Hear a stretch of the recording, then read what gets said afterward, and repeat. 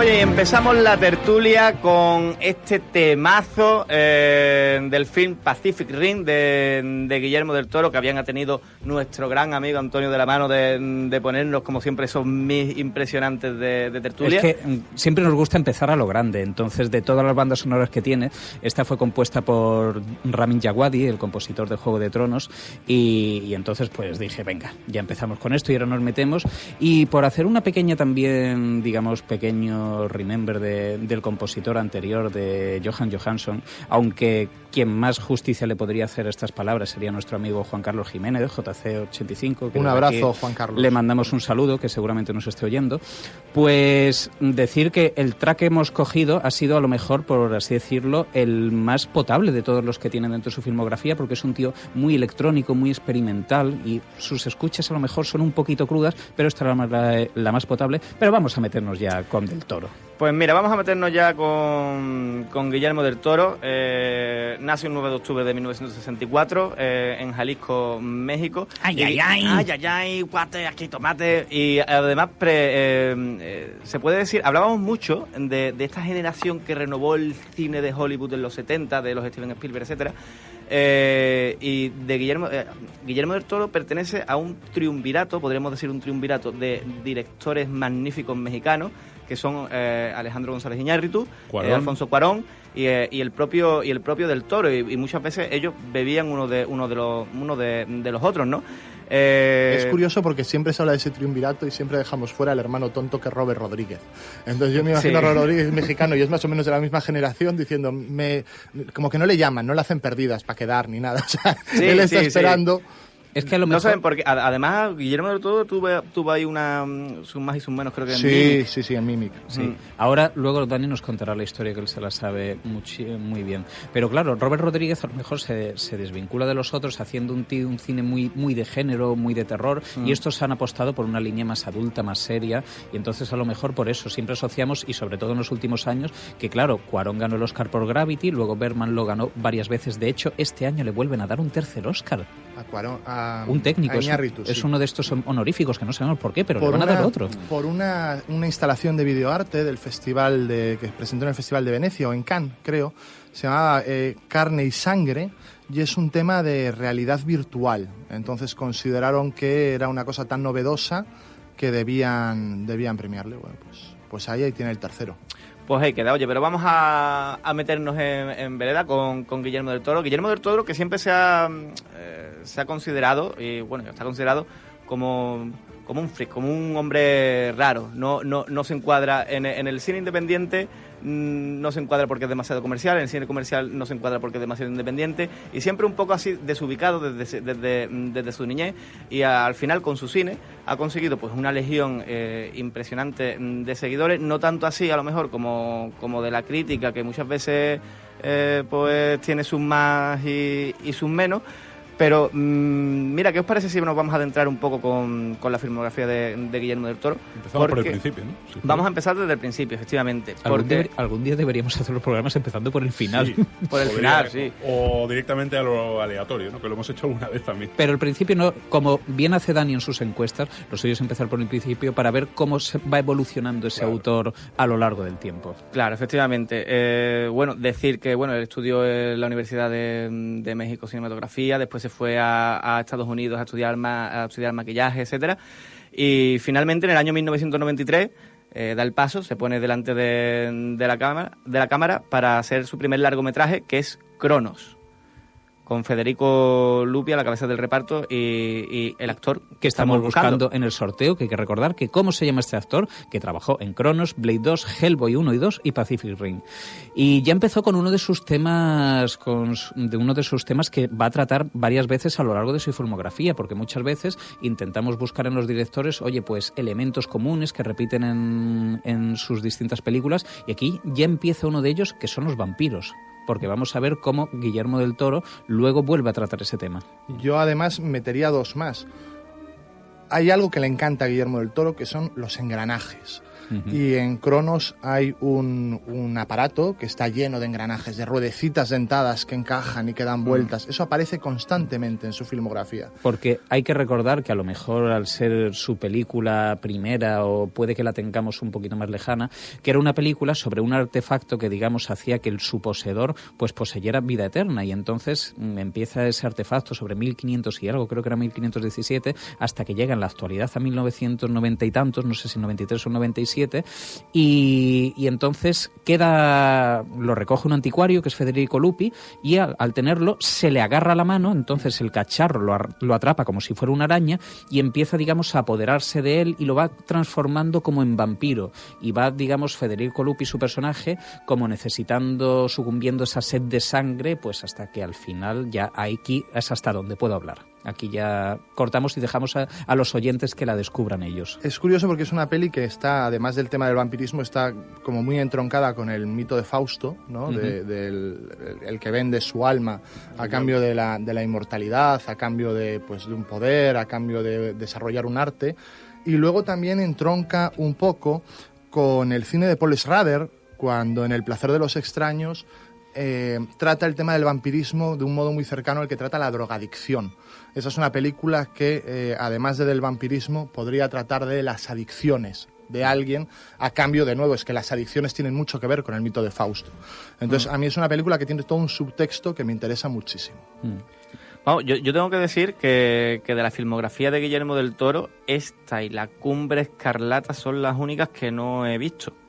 Entonces no puedo decir mucho más de ella. A mí particularmente me pareció una buena ópera prima, digamos que tenía buenas ideas, y oye, ya de hecho en Sitges Federico Lupi se llevó el reconocimiento a mejor actor. Pues seguramente, hombre, estábamos en el año 93, yo solamente veía dinosaurios en la tele, entonces todavía no estaba tan pendiente de las galas de premios. Hombre, en realidad creo que su ópera prima no fue, ¿no? Ya Doña Lupe fue su ópera prima, ¿no? No sé si sería cortometraje, mediometraje, pero tradicionalmente esta es la primera considerada como primera película del Toro. Es como decir, hombre, Shyamalan tiene Los primeros amigos, esa es su primera película, pero nadie la nombra. Claro, pero era película, ¿no? Sí.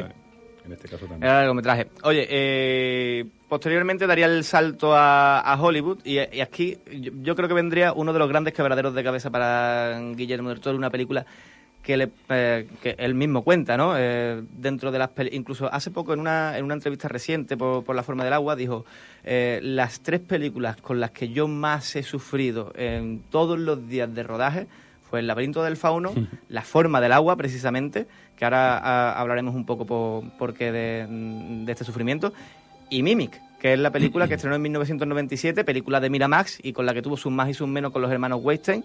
Que prácticamente incluso no le dejaron trabajar con los actores que quería, lo apartaron del rodaje, muchas de las escenas están rodadas por el propio Robert Rodríguez, hasta que Mira Sorvino, que por aquel entonces era pareja de Quentin Tarantino, pues en el reparto hay 2 Oscars como actores, que son Mira Sorvino, que ganó por Poderosa Afrodita, ¿no? La de Woody Allen, y Murray Abraham, que ganó por Amadeus. Pero ¿qué ocurrió exactamente en el rodaje? ¿Qué ocurrió con Mira Sorvino? Tarantino funciona como enlace, al parecer, entre Guillermo del Toro y los hermanos Weinstein. Y Tarantino es el novio de Mira Sorvino en aquel entonces.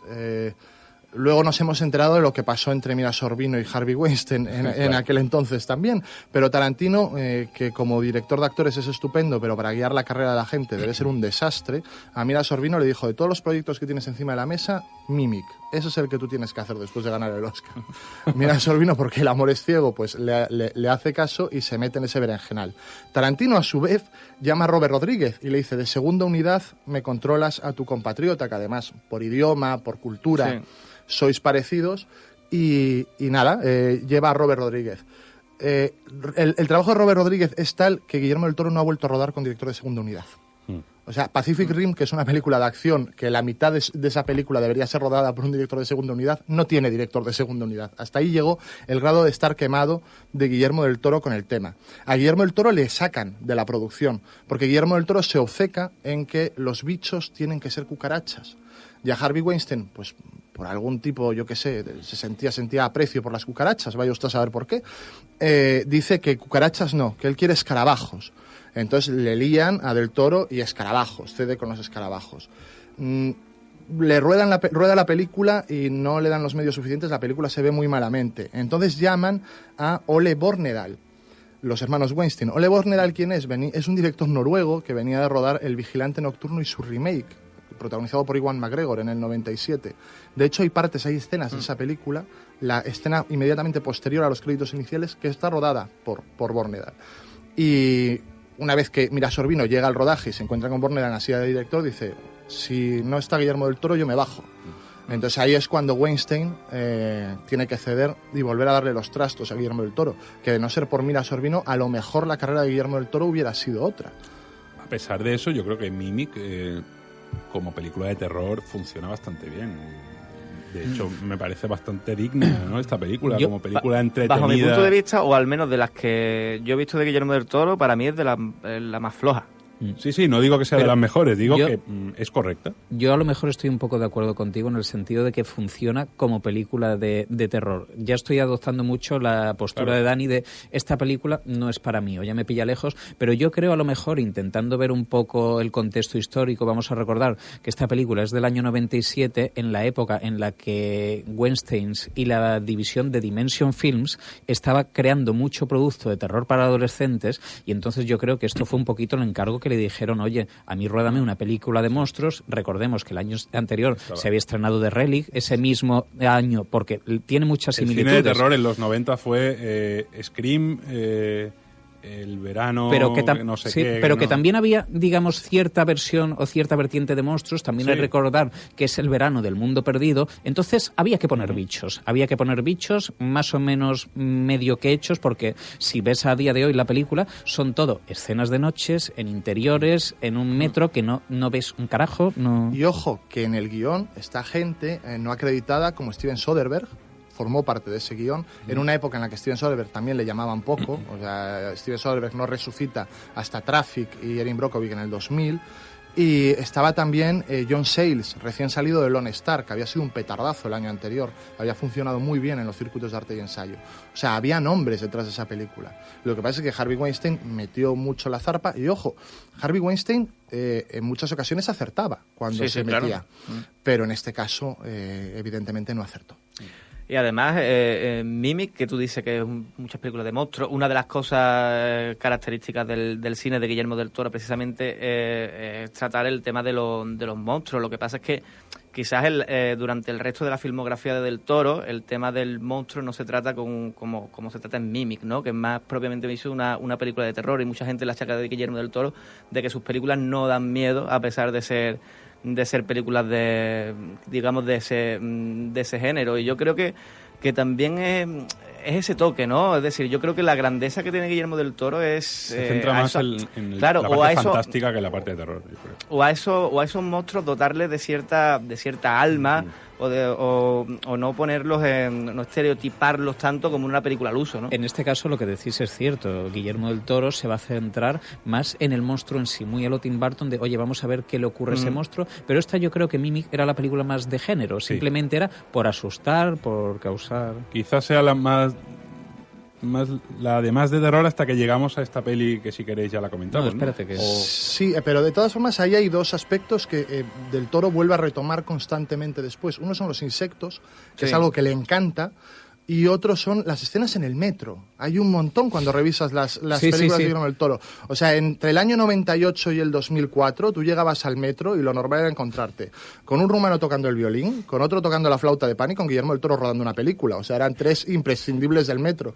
Todas las películas de aquella época de Guillermo del Toro tienen una escena en el metro. Excepto la del Pinazo del Diablo, que ocurre en Huesca, pero Blade 2 la tiene, Hellboy la tiene, Laberinto... No, esa está en España. Que por cierto, luego entraremos del Laberinto del Fauno, creo que está por tu tierra, ¿no? Tiene un acento gallego, Maribel Verdú. Sí, yo lo comentaba con mi mujer viéndolo estos días, yo creo que es Cantabria, pero no me hagáis mucho caso. Pero bueno, vámonos con la siguiente, ¿no? Vámonos con la siguiente, porque yo creo que aquí ya entramos en una de las mejores películas de Guillermo del Toro, y es que no volvería a rodar hasta el año 2001, cuando creo que fue Almodóvar, ¿no?, que le produjo... El Deseo, ¿no? Los hermanos Almodóvar. Claro, que esta película. Una grandísima película como es El Espinazo del Diablo, con Marisa Paredes, Eduardo Noriega, vuelve a tirar de Federico Lupi. y hace, yo creo que una obra maestra. Y además ya en esta película ya podríamos encuadrar muy bien, sobre todo por la tonalidad, el color, lo oscura, los planos, etcétera, de lo que va a ser el cine del Toro cuando se pone a rodar, digamos, en este estilo, ¿no? No hablamos de películas como Blade 2, etcétera, sino recordemos hablamos... la época, ¿no? Recordemos también el contexto, que es la posguerra, ahí claro. metemos ahí fantasmas, metemos espíritus. Es una película que no se había hecho nunca en España. Con lo cual, y lo hablábamos fuera de micro, y ¿no? tiene que venir un tío de fuera a hacerlo. Tiene que venir un tío de fuera a hacerlo, efectivamente. Y lo hablábamos fuera de micro, comparándolo un poco con El laberinto del fauno, que luego hablaremos más. Es una película que ha ido ganando con los años y yo lo digo desde ya, a mí es la película de Guillermo del Toro que más me gusta. Y además es que no pasan los años por ella, ¿eh? No, pero no. Yo tengo que decir que la vi relativamente hace poco tiempo. Eduardo Noriega está muy francamente bien. Muy bien. Está muy bien. Francamente muy bien. Muchas veces que le metemos palitos a Eduardo Noriega. Pero Marisa Paredes sobre todo. Sí, Marisa Paredes está estupendo y Federico Lupi está estupendo y los niños están fantásticos, ¿no? Pero en Eduardo Noriega, que quizás sea el antagonista, ¿no? O el gran villano de esta película, se da algo también que se da mucho en el cine de Del Toro, que lo vimos también con El laberinto del fauno, por ejemplo, y es que ese primer personaje, digamos el malo de la película, que al principio parece muy tajante, que al principio parece muy, muy imponente, etcétera, al final le da como una cierta justificación, o intenta, por ejemplo, en la escena en la que él mira la foto de cuando él era un niño, recordemos entrar también, en el alma del monstruo, que es lo que estamos hablando antes, recordemos ¿no? también el contexto de la peli, que creo que es un hogar para niños republicanos, ¿no? Sí. Es un orfanato. Un orfanato para niños republicanos, un hogar para niños republicanos. Antes de terminar la guerra. Sí, en la posguerra, y empiezan a pasar cosas, espíritus. Cae una bomba que es verdad. estalla, que Esa hay escena bastante parte, mítica. digamos, y es uno de los planos más icónicos. Sí. Y cuando reeditó Criterion el Blu-ray, que está dentro de la colección, y Mike Mignola, el creador de Hellboy, le dibujó el diseño, es la bomba que está en el patio y que no estalla, y ahí vuelve a entrar otra vez lo que tú decías, Dani, del mecanismo de relojería. Porque es que le encanta. Yo creo que no sabe lo que es llevar un Casio en la muñeca. Exacto, sí. De todas formas, también estuvimos hablando, Dani, de lo injusto que fueron los Goya con esta película. Los Goya se portaron bastante mal. ¿Fue el año que ganó Los Otros?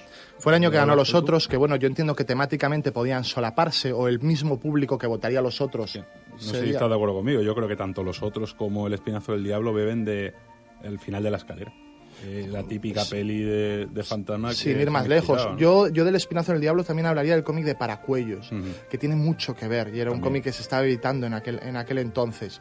Pero fue un año muy injusto de los Goya, más allá de que fueran películas que se solaparan. Entró en esos Goya Juana la Loca de Aranda, que a mí es una película que me parece espantosa, y entró también Sin noticias de Dios, de Agustín Díaz Llanes, que es una película que también... ¿Quién se acuerda hoy de Sin noticias de Dios?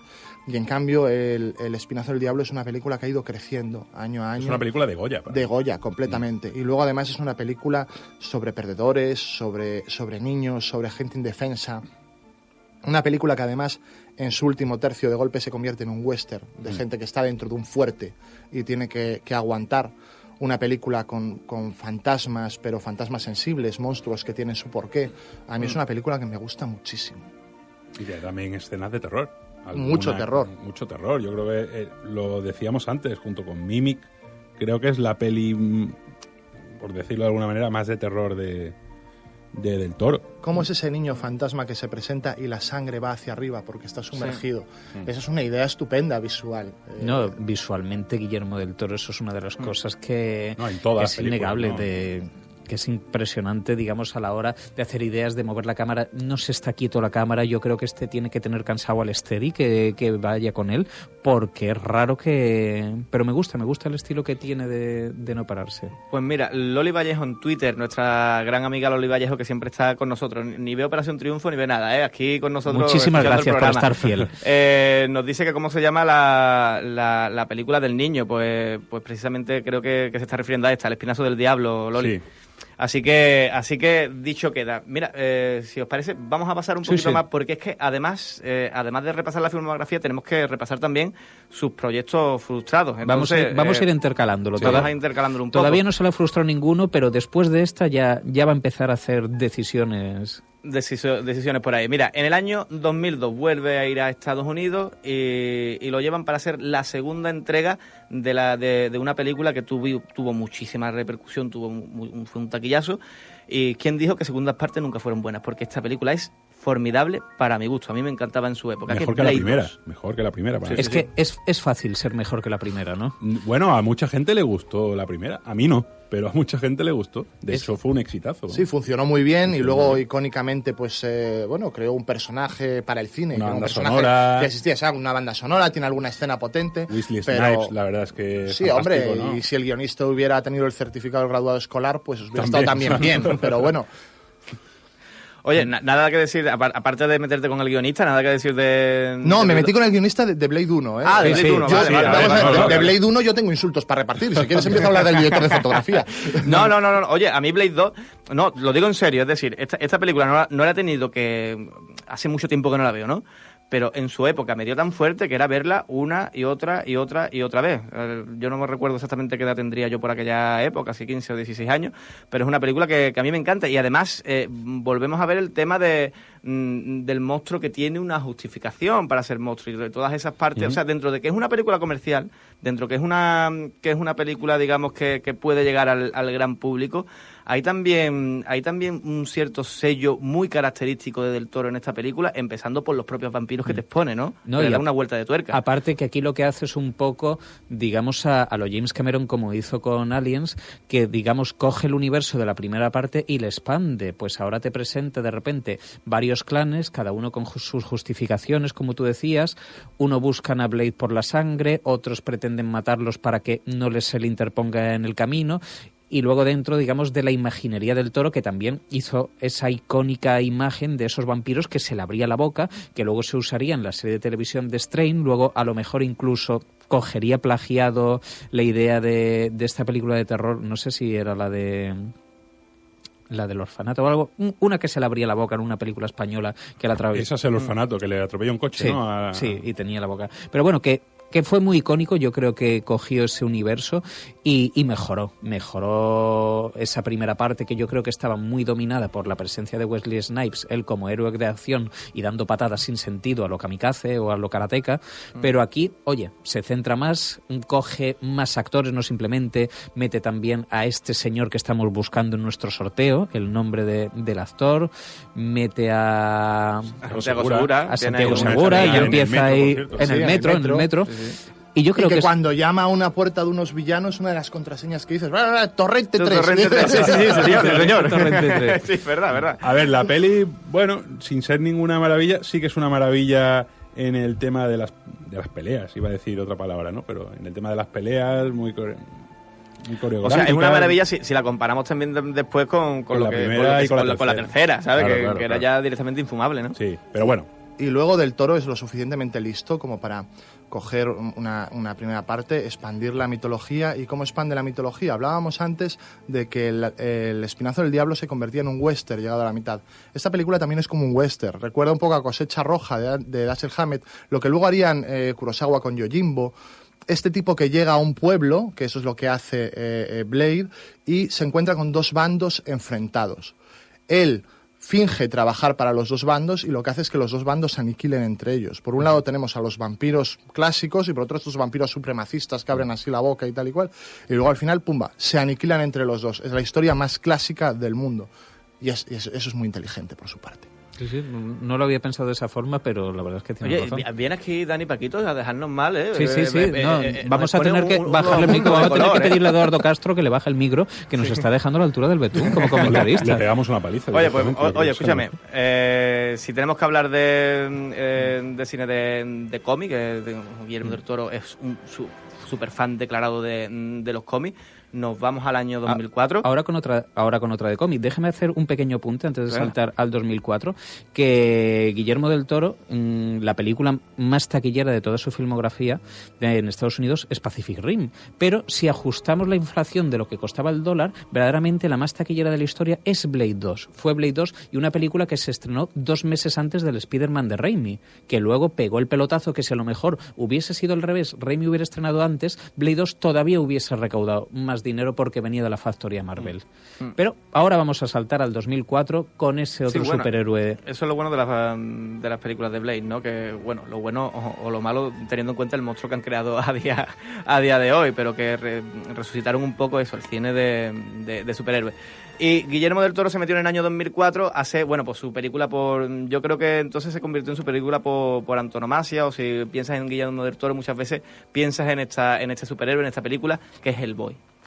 De hecho, estábamos hablando antes de que teníamos que empezar a comentar aquellos proyectos frustrados, y es que él ya denegó dirigir Blade 3 para poder dirigir Hellboy, que era un proyecto que tenía desde hace tiempo con Mike Mignola y apalabrado, ahí. y con su gran amigo, el señor que estamos buscando en la pregunta del sorteo, para que interpretase a Hellboy, para que interpretase al personaje, para que se sentara en la silla de maquillaje 6 horas diarias, le pintaran de rojo la cara y le pusieran 2 cuernos limados en la cabeza e interpretara a uno de los personajes de cómic, pues por así decirlo, más oscuros, icónicos, y que a día de hoy están haciendo el reboot con el jefe, el de Stranger Things. ¿Cómo se llama el personaje del jefe? Yo para los nombres soy en memoria pez. Bueno, pues el que cuida de Eleven en la segunda temporada es el nuevo actor que va a hacer de Hellboy, y ahora están reboteando porque la saga también quedó ahí un poco en suspenso después de Hellboy 2. Él quiso hacer la tercera, también se le cayó el proyecto, pero bueno, la primera película le salió bien. Tenía a John Hart, tenía a este señor que buscamos el nombre, tenía a... no me sale ahora mismo el nombre de la actriz, e hizo una película. ¿Cómo? ¿Qué os pareció? ¿Buena? ¿Mala? A mí no me gusta demasiado Hellboy. Es una peli que tiene muchos ingredientes para gustarme, pero creo que está contada de una forma muy atropellada, como si quisiera meter muchas cosas, y a mí no me acaba de convencer. Personalmente yo prefiero la secuela. Entonces, como yo aquí no he venido a hablar mal de nadie, solo de vosotros, prefiero dejaros que comentéis vosotros. A mí sí me gustó. Me gustó también la secuela, pero es una peli de superhéroes que no había visto nunca.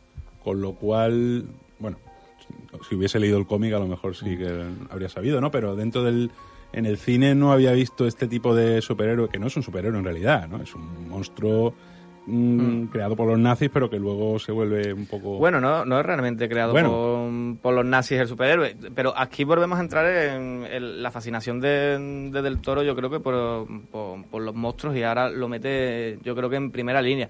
Yo estoy en la corriente tuya, Dani. A mí Hellboy no es una saga que particularmente me apasione, ni la 1 ni la 2. Ahora la 2 tú la pondrás. Sí, yo ahora la 2 la defiendo. La pondrás estupendamente, pero claro, a mí Hellboy es una película que sí, pero que tampoco es de lo mejor que yo veo de Del Toro. A mí Del Toro me gusta cuando profundiza un poco más en las emociones, en películas como El Espinoso del Diablo, en El Laberinto del Fauno, ahora cuando hablemos de ella. Tengo muchísimas ganas de ver cómo enfoca la forma del agua, porque yo creo que va a ir por esos derroteros, pero cuando se mete en este tipo de películas, tipo Hellboy, etcétera, quitando a lo mejor Pacific Rim, que para mí fue un divertimento tremendo, pues bueno, bien, sin más. Y teniendo en cuenta también que sí es verdad que Hellboy tiene muchas de las características por su oscuridad, por la forma en la que está rodada, los colores, cómo cuida estéticamente sus películas, que es maravilloso.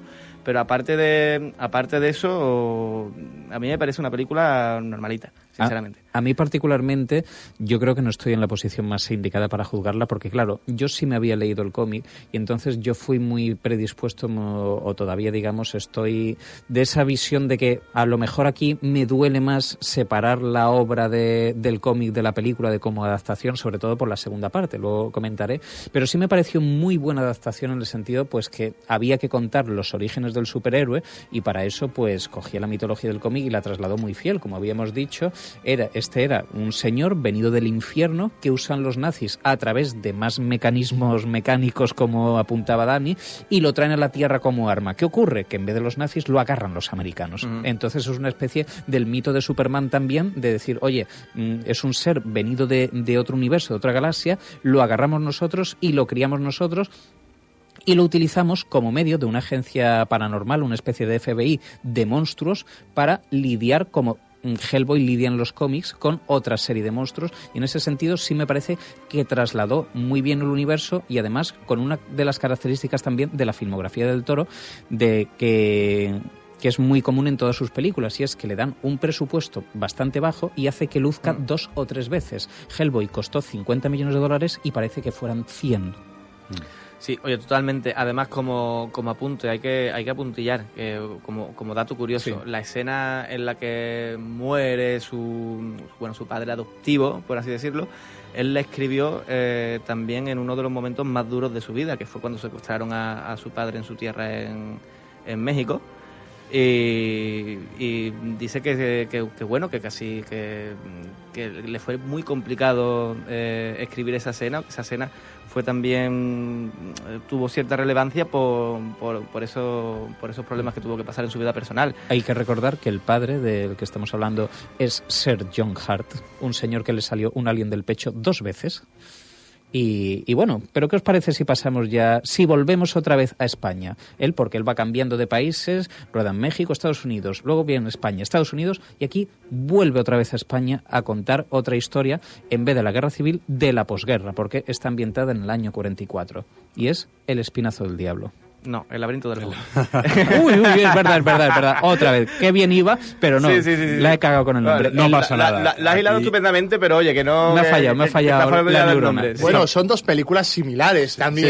Sí. Las 2 además empiezan con unos niños que acaban de perder a sus padres y van en coche hacia un lugar que les es un tanto inhóspito en la España. Entonces yo estoy aquí salvándole la cara un poquito a... Sí, claro, además quizás sean sus 2 mejores películas, ¿no? Hasta que veamos. Sí, a mí me gusta. Yo la he estado revisando con motivo de venir aquí, y así como los 2 primeros actos parecía que se me caía un poquito, yo recordaba que me había gustado mucho. Tiene un tercer acto tan potente, la película está tan bien contada y tiene tanta sensibilidad. A mí me gusta mucho. Y ya no solamente eso, ya es lo bien que une al final el plano onírico con el plano realista, ¿no? Porque digamos que la historia del laberinto del fauno fluye a través de 2 estadios, ¿no? Que es el estadio de la imaginación de la niña y el estadio de la historia real, ¿no? Y cómo junta esa fantasía entre lo amable y lo terrorífica, ¿no? Con el verdadero terror que se sufría en una España de posguerra, ¿no? Cuando a mí para mí es la mejor película de Guillermo del Toro. A mí me fascinó desde el principio. Ya no vamos a hablar de estéticamente, porque del Toro estéticamente todo lo que hace es absolutamente genial, pero yo creo que es la película que más, junto con El Espinazo del Diablo, es la película que más alma tiene o que más te llega a tocar en el alma, ¿no? Yo creo que son sus 2 películas más personales, y precisamente no es casualidad que se viniera aquí a rodarlas para tener un poquito más de libertad, más después de la experiencia que tuvo en su primera película en Estados Unidos. Yo creo que cuando él quiere tener cierta libertad o cierto margen de maniobra, escapa de allí y se viene a productores que le sepan tratar con un poco más de cariño. Decía Antonio antes, si bien El Espinazo del Diablo la producen los hermanos Almodóvar, aquí El laberinto del fauno, ¿quién habías dicho que la producía? El amigo Cuarón. El amigo Cuarón, entonces. Está producida básicamente por Telecinco, por Mediaset, no sé si Mediaset ya estaría entonces, pero dentro de los créditos de productores está Cuarón. Claro, bueno, pues contaba evidentemente con cierta libertad. Y además, yo aquí me gustaría hablar de un tema del que se habla poco cuando se habla del Toro, que también es un excelente director de actores. Maribel Verdú nunca ha estado tan bien como en El laberinto del fauno. Esto te lo compro a media. Venga, me parece muy bien. Maribel Verdú gana 2 Goya y tarda bastante en ganarlos. Los gana por 7 mesas de billar francés y los gana por Blancanieves. Y creo que nunca ha estado tan bien como en El laberinto del fauno. Y un actor que hemos perdido y que era un actor superdotado y del que se ha hablado poco y que nunca ganó ningún premio, que era Alex Angulo. Alex Angulo aquí como médico rural está espectacular. Pero es lo que tú has dicho, por eso te lo compro a medias, Sí. porque me estás hablando de dos de los mejores actores de la historia del cine español. Sí. Que Maribel Verdú está espléndida en todas las películas, Alex Angulo también. Pero no te lo compro porque Sergi López, que es un actor formidable, a mí en esta peli no me gustó. Yo estaba de acuerdo No me gustó. contigo hasta que la revisé. Yo decía, La he visto 2 veces. ¿qué necesidad hay de que el malo sea un malo tan de opereta como es la de esta película? Pero es que al final esto es un cuento. Y aquí no tenemos una madrastra, aquí tenemos un padrastro. Y el padrastro es... Muy malo. es Exacto, muy malo. el padrastro de Disney. ¿Por qué? Tú ves Blancanieves Pero, y no macho, dices, ¿por qué la madrastra es tan mala? Coño, la madrastra es muy mala porque es un cuento y tiene que ser muy No, mala. pero no me refiero a eso, sino a su actuación en sí. Sí, puede No ser me la- que... no, muy est- no Yo, me la llegué a yo creer. creo que como villano está muy bien, está clavado. En ese sentido yo creo que está bien dirigido. ¿Qué ocurre? Que claro, es un villano muy de opereta en ese sentido porque es de malo, pero claro, aquí entra otro factor que vamos a abrir el melón, que nos toca el tema de la guerra civil. Y claro, tú dices, es que ya me ha tenido que tocar la guerra civil, es que así no eran, es que no sé cuánto, pero Y un claro... eso- mexicano que viene a contarnos No, la guerra civil. pero- eso, No, hombre, lo ojalá. hemos escuchado. Fijaos que la mejor película sobre la guerra civil para mí es Tierra y Libertad de Ken Follett, que es un tío... De que Ken es- Loach, de Ken Loach, perdona. Que es Una un de tío mis que pelis Que favoritas. es escocés, si no recuerdo mal, ¿no? Que no entra tanto el tema, porque es una película fantástica. Pero que en ¿no? ese Al final. sentido, desde la primera aparición de Sergi López, que Sí. agarra una botella de sidra y se la revienta en la, nariz Totalmente. a otro, tú dices, a ver, partiendo de aquí, no sé si te lo compro o no, pero el resto de actuación, a ver, es el malo. Es el malo y es, digamos, todos los personajes de intentar engañarle de alguna manera. Y claro, ahí está la cero humanidad y es el diablo en persona. Y luego el resto, como tú dices, Maribel Verdú y la humanidad de Alex Angulo, en ese momento, en cuando le dice a Sergi López, al médico, ¿por qué me ha desobedecido? Lo que le dice es demoledor. Es demoledor. Y entonces, en ese sentido, yo sí te compro el villano. Es como tú decías, Dani, a mí, personalmente, cuando me la reví hace poco, vamos, de hecho, lo confieso, esta tarde, yo la estaba reviendo y se me estaba cayendo también un poco el recuerdo que tenía, pero claro, es que tú dices, es que es un cuento muy macabro en el sentido porque es muy para adultos. Esta era una película de para mayores de 18 años, muy sangrienta en algunos momentos, pero claro, en ese sentido tienes que poner ese villano. Es lo que la historia necesita, lo que la niña necesita y el drama que... Y te diría, probablemente si el villano no fuera así, los americanos no hubieran entendido tan bien la película. Si el villano fuera un sí pero no, si el villano fuera puedo tener mis motivos pero a lo mejor no. ¿Quién juega ese papel? El fauno, que no sabes hasta el final por dónde va a salir. Esa querencia por los monstruos y además... Sin embargo, los maquis no lo presenta como personaje... que solo matan cuando es estrictamente necesario. Sí, una especie bueno. de equipo A, ¿no? Ahí, Bueno, No, pero es que en es cierto muy guapo. sentido también entra en la humanidad del villano en esta película. ¿Con Sergi López? No.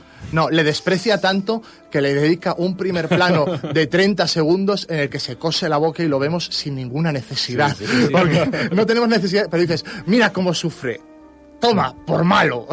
Yo, una de las cosas también particularmente que me gustaría apuntar, que cuando lo estaba reviendo, es que esta película, que es de producción española y, bueno, mexicana también, pero claro, hay que recordar que llegó a los Oscars y se llevó 3, que era Mejor Dirección Artística, Mejor Fotografía y Mejor Maquillaje. Todos merecidísimos. Y cuando yo estaba viendo la fotografía, es una fotografía iluminada por la luna, prácticamente, porque cada vez que sale de ese caserío, porque está con casi luz natural, no hay focos por ninguna parte, es de una manera como Guillermo Navarro, que creo que es mexicano, agarra esa iluminación de todos los personajes andando por esa casa y decir, tío, ¿de dónde sacas esa luz? Es impresionante y de cómo eso ayuda a contar, está Además, por un sentido. Aparte, bueno, una cosa, perdona, de Sergi López, que es que lo estoy recordando, porque yo no la he visto hoy como Antonio, sino que estoy recordando, no se le entiende hablando. Yo sé, Sí se le entiende, Roberto, no me digas. Bueno, vamos. Perdonadme.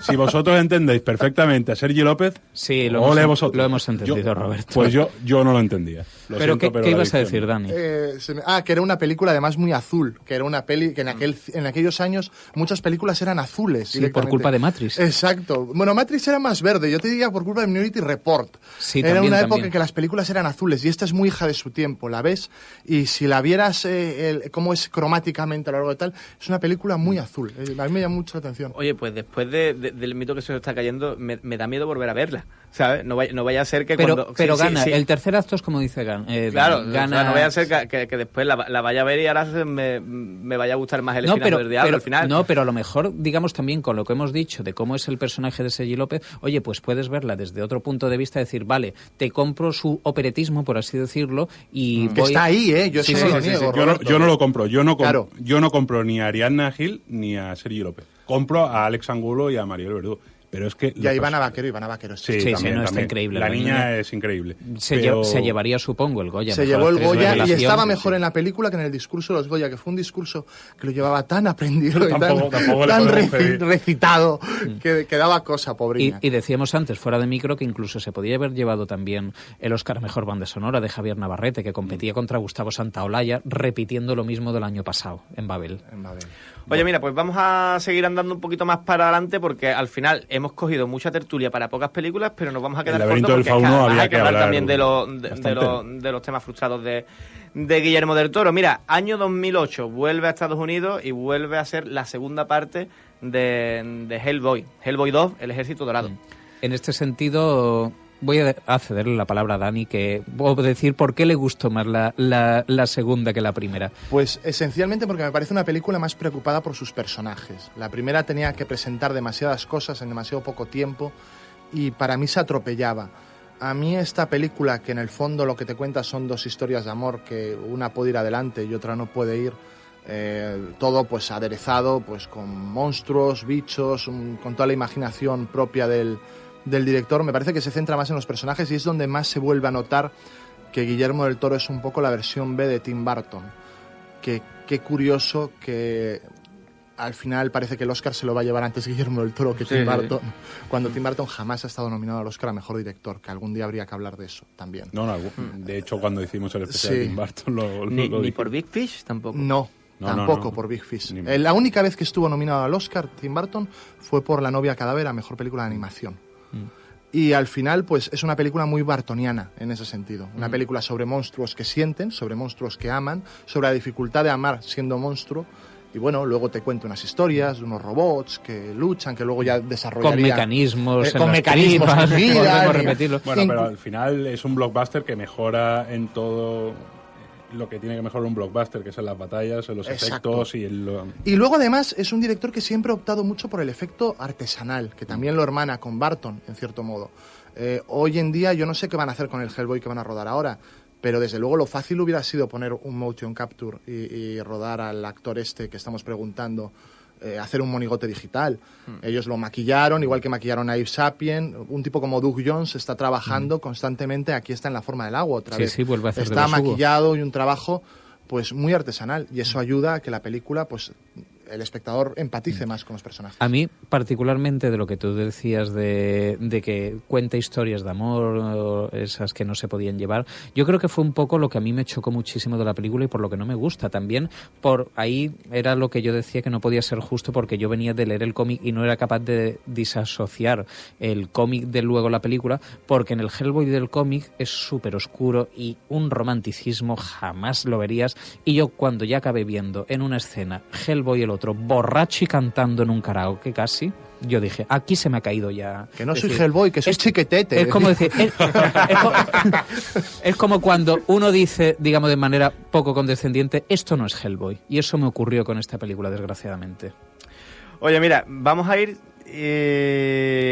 adelantando un poco. Mira, Guillermo del Toro, después de rodar El laberinto del fauno, dijo, o sea, perdón que me he ido un poquito más para atrás, pero dijo, quiero tocar otros temas. Quiero tocar el tema del videojuego, quiero tocar el tema de escribir novelas, etcétera, quiero hacer una serie de televisión, etcétera. Y aquí, después del laberinto del fauno, vendrían sus grandes, pues bueno, esos grandes proyectos que siempre se habla de Guillermo del Toro y que nunca fueron. Hablamos que Guillermo del Toro siempre ha estado muy ligado a la figura de los monstruos y el monstruo favorito para él siempre ha sido Frankenstein, reconocido por él mismo, y en el 2009 uno de los grandes proyectos frustrados de Guillermo del Toro fue hacer una película, precisamente llevar a la gran pantalla a Frankenstein con Benedict, perdón por mi pronunciación, Cumberbatch, como protagonista. A Sherlock, vamos. Y ya empezarían ahí, pues yo creo que las grandes pifias o las grandes decepciones de Guillermo del Toro, bueno, que en las entrevistas, perdóname que te corte, a mí me parece un tipo fascinante, porque he podido ver entrevistas de Del Toro antes del programa, y es un tío que se toma las cosas de una forma muy constructiva, que se enriquece de todos sus fracasos, de todos sus errores, ¿no? Pues ya que estabas diciendo, vamos a apuntar muy rápidamente cuáles son estas películas, digamos, que a él se le cayeron de la carrera, o como decía nuestro amigo Juan Sanguino, de que hay veces que o hay gente que se cree que aprecia más a Guillermo del Toro por las películas que no ha llegado a rodar que por las que sí ha rodado. Uh-huh. Y es que hay que recordar que él, por ejemplo, rechazó dirigir la tercera parte de Harry Potter, la del prisionero de Azkaban, por dirigir Hellboy. También le propusieron dirigir... Cuarón, ¿no? Y lo hizo Cuarón. También le ofrecieron dirigir Soy Leyenda, la película de Will Smith, pero se decantó por Hellboy 2. Incluso le ofrecieron dirigir Thor en 2008, que al final se la darían a Kenneth Branagh, y aquí él se metió a querer dirigir su gran obra que se le cayó, que fue El Hobbit. Él tenía pensado hacer 2 películas, una primera que adaptase el libro, que hay que recordar que es un librito de 300 páginas, y luego hacer una segunda parte que, digamos, fuera un vínculo entre esa historia del Hobbit y lo que ocurriría entre la Comunidad del Anillo. ¿Qué ocurrió? Que él estuvo 2 años, se fue a Nueva Zelanda a trabajar con el equipo de Peter Jackson y de Beta Digital, que son amigos, y empezó a desarrollar, pero se retrasaba, hasta que en 2010 dijo, mirad, me bajo del barco, yo no puedo, no sabemos qué ocurriría en la producción, pero dijo, yo estoy hasta aquí y me largo. Toma Peter Jackson, agarró Peter Jackson y nos hizo ese engendro de 9 horas de duración. Quiso también meterse en el mundo del videojuego, como hemos estado hablando. Quiso llevar a la gran pantalla Halo, que al final no pudo hacerlo. Quiso adaptar en 2013 el manga maravilloso de Naoki Urasawa, de Monster, que es una verdadera maravilla, y al final HBO se lo canceló. Y todas estas cosas, pues bueno, él dice que le fueron sirviendo para coger fuerza, retomar fuerza, y muy apoyado un poco quizás en el anime, quizás en el mundo del videojuego, hace en 2013 Pacific Rim, que recuerda un poquito a ese Evangelion, y en su temática, en su forma, también recuerda mucho al mundo del videojuego, ¿no? Sí, porque son peleas. Hay que recordar que Pacific Rim se puede resumir en monstruos gigantes peleándose contra robots gigantes. ¿Vale eso? Divertimento puro y duro. Es lo que comentaba antes de Guillermo del Toro. No es de mis directores preferidos, porque de las películas que hemos hablado, la que realmente me parece una gran película es El Espinazo del Diablo, El Laberinto del Fauno también, a pesar de que hay cosas que no me gustan, pero el resto, películas muy divertidas, pero no le veo yo... Yo soy uno de los pocos que voy a intentar defender esta película con argumentos. Defiéndela como si fuera una grandísima película, ¿no? Porque como película entretenida ya me habéis convencido porque la he visto, ¿no? Ojalá hubiera podido ver algo, entender algo de lo que pasa en pantalla en Pacific Rim. Es una película espantosa. Y es tan mala que no me voy a molestar, además queda muy poco tiempo, tan siquiera en atacarla. O sea, voy a coger los argumentos de Antonio. Antonio, por favor, tú puedes defenderla, y yo los voy a repetir tal y como suenan en mi cabeza. Por favor, vale. Antonio. Pues a mí me pareció una película que, sin ninguna pretensión, una película sin ninguna pretensión. Te cogía una historia y hacía que el público simplemente se divirtiera, lo mismo que él se divertía. El público se divertía mucho, los que veían algo, porque era todo muy oscuro. Bueno, aquí tenemos este de que... Pero como todas las películas de Del Toro, ¿eh? Oye, a mí me encantó. A ver, es entretenida. No es entretenida, es un espanto, hombre, por Dios. Bueno, pero puede ser un espanto, o sea, y entretenida. Es divertimento puro, y aparte de todo ello, es que como a mí me parece tan de anime, o sea, a mí me parece que... Ojalá poder olvidarla. Es olvidable. Tío, a mí me parece tan fusión de anime con videojuegos, es decir, es que a mí me recuerda mucho a Evangelion. A mí Evangelion me encanta. Es que a mí me encanta Evangelion. Y le gusta el anime. ¿Os dais cuenta de lo estúpido que suenan sus razonamientos? Oyentes. Pero hay que recordar que lo único que dice Dani es que no se ven la pelea. Es que está muy oscura, porque como está la filmografía del Toro, que está muy oscura. Bueno, pues señor, sí. ¿qué hacemos? Ya, como este Basta. debate solamente podría arreglarlo su mujer, que trabaja en un colegio con infantil, ¿vale? Y estamos esto. Yo creo que vamos a pasar a una de sus incomprendidas, que es su penúltima película, y es La Cumbre Escarlata de hace 2 años. Sí, con Mia Wasikowska, que grande está en Stoker, ¿eh? Sí, no vamos a hablar de Stoker, vamos a hablar de La Cumbre Escarlata, de un cuento gótico. Aquí te cogía un cuento gótico y te lo ponía en pantalla. A mí La Cumbre Escarlata me gusta muchísimo, me recuerda a las grandísimas producciones de la Hammer, solo que adaptada a la actualidad. Me hace mucha gracia la gente que dice, ojalá La Cumbre Escarlata te contara algo, porque es tan bonita de ver, pero no se preocupa por su historia. Pues no, te cuenta una historia de amor decimonónica estupenda, ambientada en uno de los decorados que a mí más me ha impresionado jamás ver en cine, que es esa casa que sangra, esa casa que está construida sobre arcilla y cuyas paredes rezuman rojo, con una historia de fantasmas detrás estupenda, que además son fantasmas retocados digitalmente pero interpretados por actores. Por Doug Jones, de Por nuevo. Doug Jones, y se nota muchísimo. Y una de eso. las pelis de Guillermo del Toro mejor interpretadas.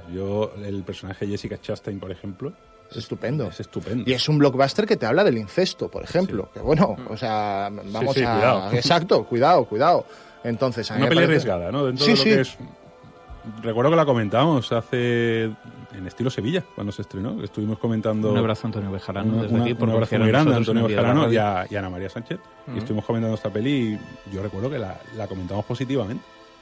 Sí, bueno, yo no, porque no la he visto ni entonces ni ahora. Pues la comentaríamos Antonio y yo.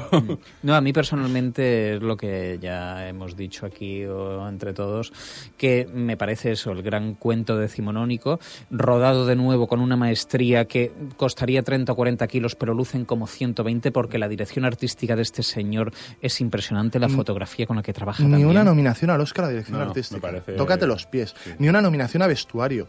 Que es una película que está llena de vestidos que dicen muchísimo de los personajes que los llevan. Los vestidos están diciendo Una mucho de peli los personajes. muy cuidada.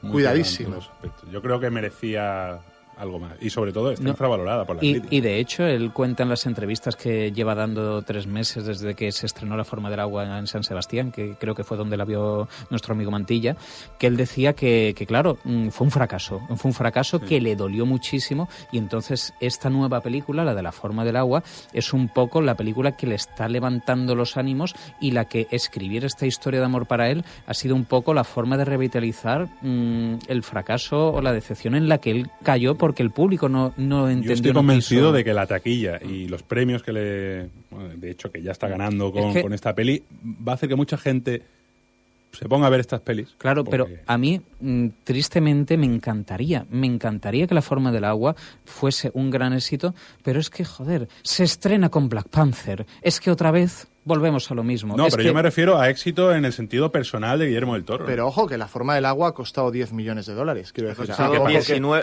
19 y medio. Bueno, igual, 19 y medio. igual que el laberinto del fauno. Parece que ha costado es más. 300 Claro, millones, quiero decir, ¿no? tampoco que recaude. Claro, ha dicho Guillermo del Toro que el principal problema que ha tenido con La Forma del Agua, su principal quebradero de cabeza de que ha tenido problemas desde el principio del rodaje, es porque él quería que con 19 millones y medio pareciera una película de 60 millones. Y al Claro. final es que lo consigue. En el tráiler, por lo menos, parece... Y a ver si alguien le da dinero para hacer de una vez en las montañas de la locura, que el pobre lleva años... Desde Ah, el eso, 2010, obviamente. desde Claro el que- 2010 está queriendo Sí, sí, sí. hacerla. Y además dice, no, hicieron Prometheus, que es eso, pero con aliens, y salió regular. Y claro, hombre, joder. Sí. Además que él lo dice mucho, joder. Oye, desgraciadamente vamos a tener que ir haciendo sí, el sorteo, vamos a ¿no? tener que ir haciendo ya repasos, así que vamos a Afortunadamente hacer... para quien le toque. Bueno, vamos a hacer ya la pregunta típica, ¿no? Que es Sí. vuestra película favorita y la peor. La mejor y la peor, mientras hacemos el sorteo, El de sorteo. las entradas. Dani, ¿tú con cuáles te quedas? Mira, a mí la que menos me gusta es Pacific Rim. mí la que no me gusta Y la que más me gusta, pues os la voy a robar porque soy el primero y soy el invitado. El laberinto del fauno, porque me gusta mucho cómo habla Sergio López. Le entiendo perfectamente. Y Ariadna Gil también, ¿no? Exacto, sobre todo por Perfecto. ellos. ¿Tú, Roberto? No, yo El Espinazo del Diablo, la que más me gusta, con diferencia. Pero le sigue muy de cerca La Cumbre Escarlata. Y la que menos me gusta, Pacific Rim. Creo. Sí, Pacific Rim. No me gustó nada. Yo me voy a quedar, no sé si quedarme entre Pacific Rim o la primera de Hellboy, que era el... Pero está muy bien Hellboy, tío. Hellboy 1 está muy bien. Pues eso. ¿En serio? Es decir, que todo vais a vapulear a Pacific Rim aquí hoy. ¿O qué? No, Oh, tú lo vas a yo le he defender. dicho, yo he dicho que estoy entre Pacific Rim y Hellboy. No sabría con como cuál quedarme. mejor. Claro, claro. Como mejor. Claro, Ostras, Antonio, claro. menos mal, tío. No, y tengo que decir, bueno, tampoco me parece para Lo tanto, bueno de ¿no? Guillermo del Toro no tiene ninguna película espantosa tampoco. ¿Tenemos por ahí ganador o...? Sí, bueno, yo me quedo con El laberinto del fauno y Mimi. Yo sé que a nadie le importa mi opinión, pero dicho queda. Y mira, nuestra mano inocente. Daniel, dime un número... Inocente, dice. Bueno, o menos inocente, o que me lo diga el monstruo de la galleta, porque tiene una camiseta que me encanta, ¿eh? Un número del 1 al 5. El 5. Por la rima. ¿Puedo hacerlo rima? No. Sí, no puede hacer la rima. Pues mira, Fátima Fernández, @Fátima_MakeupTV. Muchísimas felicidades porque te vas al cine por la patilla. Por adivinar, Ron Perlman. Ron Perlman, perdón, que era el actor que estábamos buscando. Oye, Dani, muchísimas gracias, ¿eh? Ha sido un placerazo tenerte aquí y esperemos que poderte tener dentro de, bueno, no sabemos si de poco La o de semana mucho. que viene o dentro de Siempre que me ¿cuándo paguéis vuelves? el viaje De y hecho, el Dani, hotel estoy dispuesto. ¿no? Creo que solamente en un programa no hemos hablado de ti. Pues puede ser, Creo. puede ser. Pues yo os lo agradezco muchísimo, de verdad. No, Muchísimas en gracias, realidad me habéis hecho sentir hablamos como para en casa. ponerte a parir, pero bueno, al final hablamos de ti, ¿no? Aunque Oye, sea mal. muchísimas gracias, Daniel Lorenzo, por estar con nosotros. A vosotros. Roberto de Glané, Antonio de la Mano, muchísimas vosotros. gracias. Esto ha sido todo por hoy. Mientras nosotros nos vamos hasta la semana que viene, no sé si la semana que viene hay programa, Ya creo que hay veremos. fútbol, no lo sé. Pero bueno, mientras tanto nos escuchamos, nos vemos en las salas de cine.